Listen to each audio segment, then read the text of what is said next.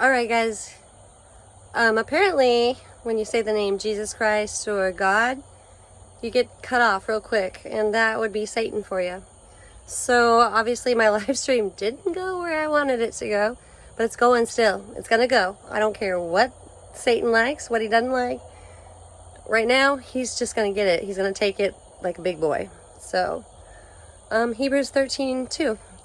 Please never forget that when someone's in need, you take them in, you help them, you nourish them. If they ask you for something, you give.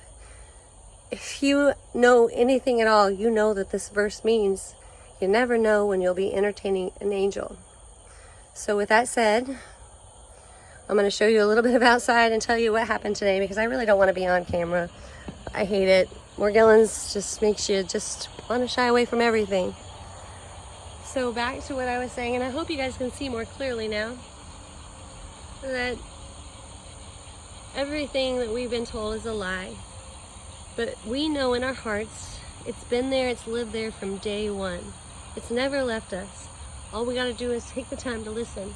And some of us have just known it the whole time. That's neither here nor there. It doesn't matter when you are awakened. It doesn't matter if you've been awake the whole time. It doesn't matter if you're still sleeping and you wanna be awake. The thing is, the living word is in your own soul, your mind, your body, your spirit.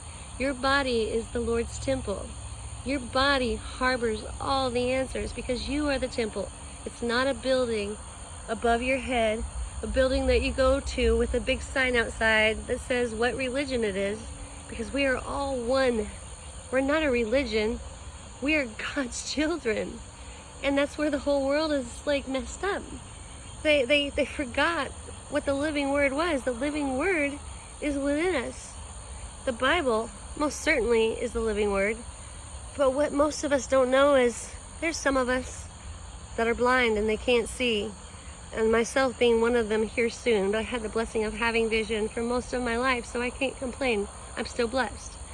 But when those people that are blind, they can't see, that means they can't read the Bible. And if they don't know Braille, they can't read it then. The thing that I'm trying to get at is everybody has that living word within them. They know right from wrong. They know good from bad. They know what they should or should not be doing. And they know that they didn't come from a big old fart in the sky. Okay? Nope.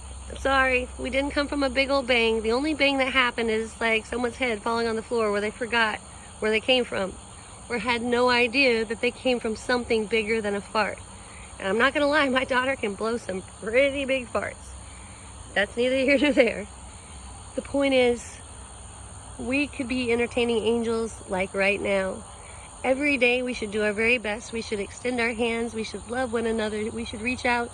And even when we're treated badly, and trust me, I was treated quite badly this week.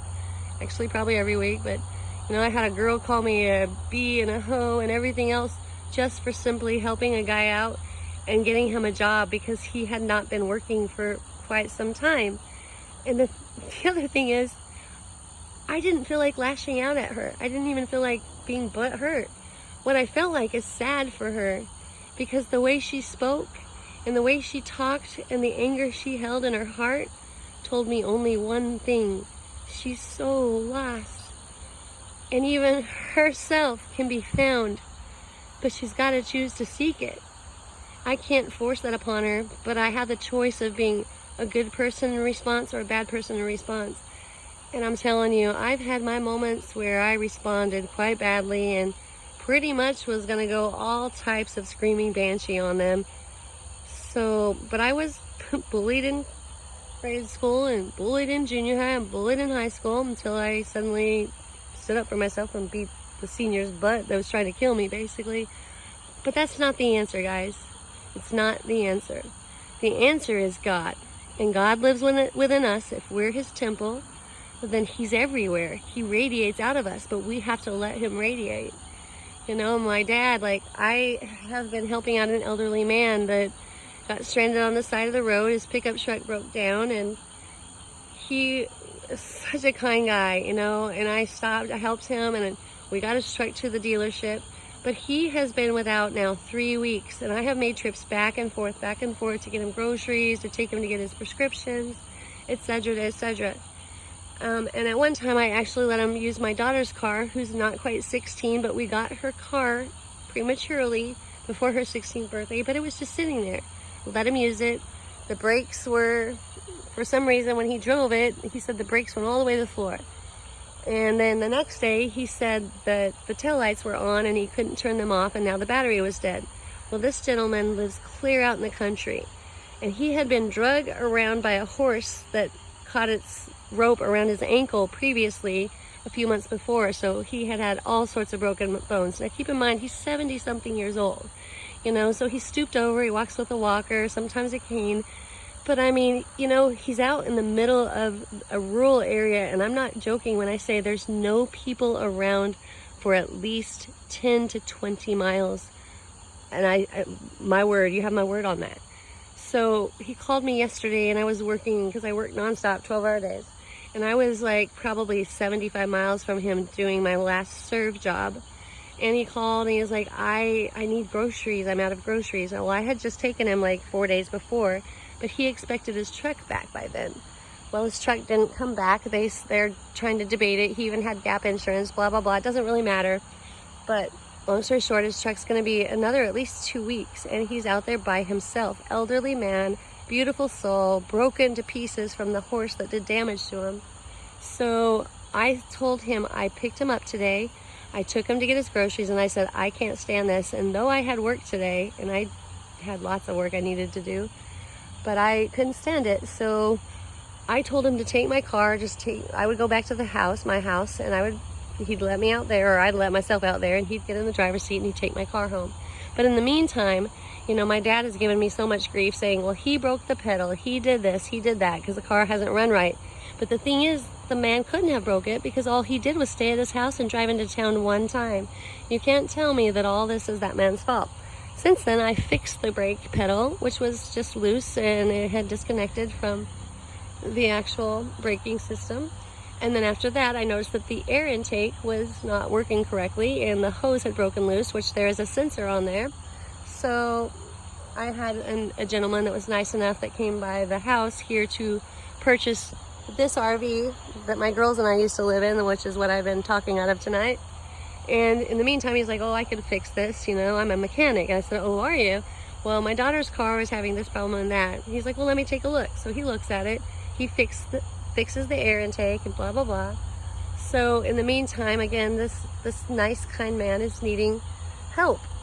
And I tell my dad when I get back late last night at 10:30 and the man has no food and he's eating cheese and crackers because that's all he's got left. And by the way, he rescues animals.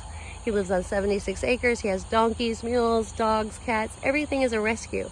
He gives out of the goodness of his heart because he's a kind, loving soul. Well, I get back and I tell my dad, like, Dad, I'm going to let him take Shiloh's car. And he's like, no, you're not. I help pay for the mechanics on that, which I didn't ask for, but I have to pay back. But I mean, I own the car. My daughter and I own the car. Doesn't matter. I respect my dad, but he's just always been like this with anyone I've ever tried to help, including a man with no legs that was a veteran on Veterans Day that I took home because it was freezing cold and he would have for sure froze to death. And all my dad could say was, get him out of here. And I'm like, but Dad, he has no legs. He's a veteran. He served his country. He's like, doesn't matter. He probably did drugs, blah, blah, blah. And all I could say is, Dad, I don't care if he did drugs or if he snorted the whole freaking state of Oregon. I don't care what he did. He has no legs. That is not kind. That is not kind. You say be a Christian, be a Christian. Look at you. And when I say people have changed, this is an example. But today, my dad looked at this man as he came in my house to meet my parents because I wanted my parents to see that I'm not stupid. I'm helping a very kind, worthy person. Long story short, my dad's like, you don't know how to get a rental car? You don't know how to get a rental car? You ever heard of a rental car? As he's introducing himself and talking about his family and how much he's heard about my parents and how nice it is to meet them. And that's all my own dad can say. And Dad, if you ever hear this, I love you.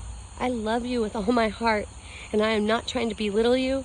I am trying to wake you up because that's hurtful what you do to these people. Our own minds, bodies, and souls should be outreaching. Just like Hebrews 13:2 says, you never know when you might be entertaining an angel. And Dad, that's not a Christian.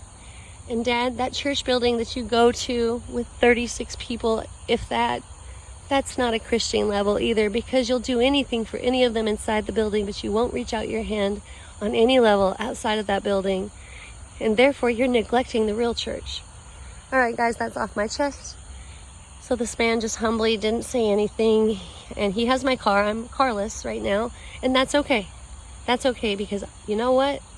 The Lord's got my back. And even though I have work I need to do, I've got a daughter's birthday coming up, I've got so many bills to pay, and still $1,000 that I got to pay back to my dad. I'm going to get it paid, because the Lord's going to bless me with some more work that I can do in order to get it paid off. So I don't worry. But I guess this whole evening is kind of where I was going with most of it, is please, please always be kind to others. We are the church. We're that church. We are the Christ children. We are the temple. We are the temple. He lives within all of us. Treat everybody with loving kindness, because you never know. You never know.